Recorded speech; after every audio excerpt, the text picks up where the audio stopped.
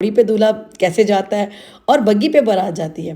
تو یہاں پر جناب آج آپ انجوائے کریں گے میرے ساتھ شادی ولاگ، اور اس کے ساتھ میں بناؤں گی اپنے ہاؤس ہیلپرز کے لیے مزیدار کھانا، کیونکہ کہیں بھی جائیں، شادی پہ جائیں، گھر سے باہر جائیں، جو ہمارے ہاؤس ہیلپرز ہوتے ہیں، کیونکہ میرے ہاؤس ہیلپرز ہیں وہ بھی کھاتے ہیں کھانا، تو مجھے چاہے میں اپنے لیے بناؤں نہ بناؤں، مجھے ان کے لیے اسپیشل کھانا بنانا پڑتا ہے۔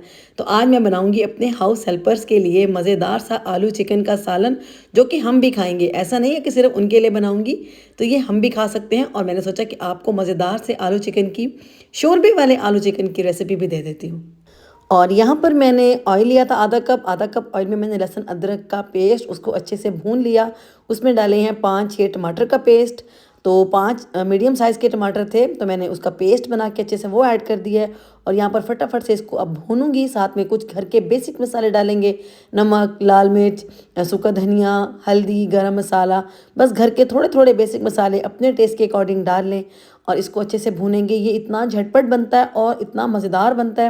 ساتھ میں اس میں ڈالتی ہوں شان کا یا نیشنل کا کوئی بھی مسالہ، سالن مسالہ لے لیں، قورمہ مسالہ لے لیں، کڑھائی مسالہ لے لیں، جو بھی اویلیبل ہے گھر میں، اس کا 1 چمچ بھر کر آپ نے ڈالنا ہے، بڑے والا۔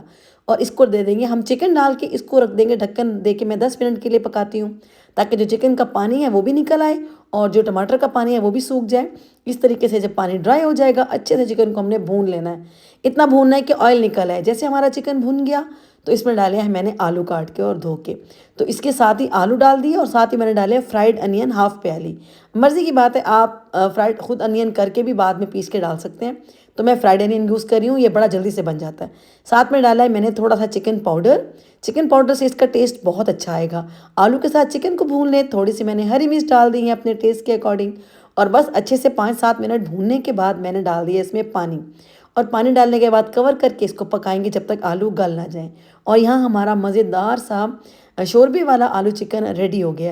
تو بس یہ ریڈی تھا، تو ہم نے جانا تھا شادی میں، کھانا وانا بنا کے سب کام سے فارغ ہو کر میں ہو گئی جی فٹافٹ سے تیار۔ یہاں پر دیکھیں جی میرا سوٹ کیسا لگ رہا ہے، آپ کو مجھے بتانا ہے اپنے کامنٹس میں، کیونکہ یہ مجھے بہت پسند ہے، یہ میرے ہسبینڈ کا گفٹ ہے، جو کہ انہوں نے مجھے میری اینیورسری پہ دیا تھا۔ تو جی یہاں پر ہم تیار ہو کر پوری فیملی سج دھج کر نکل چکے ہیں شادی کے لیے، اور شادی تھی دن کی شادی جو ہوتی ہے نا، وہ ہمارے لیے بڑی مشکل ہو جاتی ہے بھائی، جو لوگ دیر سے اٹھتے ہیں نا سو کے، ان کے لیے دن کی شادی بہت مشکل ہو جاتی ہے۔ اور یہاں پر بچے اور میں بھی ہنس رہی تھی، میں نے کہا ہاں آپ کیسا لگ رہا ہے بتاؤ، صبح صبح اٹھ کے شادی میں جانا؟ تو بچے کہہ رہے تھے ماما بڑا مشکل ہے۔ اور یہاں پر جی ساری فیملی تیار ہو کے اب ہم نکل چکے تھے، ماموں کے بیٹے کی شادی ہے، بارات دے آج، تو چلیں گے بارات پہ، بہت مزے کی آپ کو دکھاؤں گی۔ ان کی شادی بہت اچھی ہوئی تھی، بہت انجوائے کیا تھا ہم نے۔ اور یہاں پر مجھے مرر مل گیا، میں نے کہا چلیں فٹافٹ سے مرر میں بھی تھوڑی سی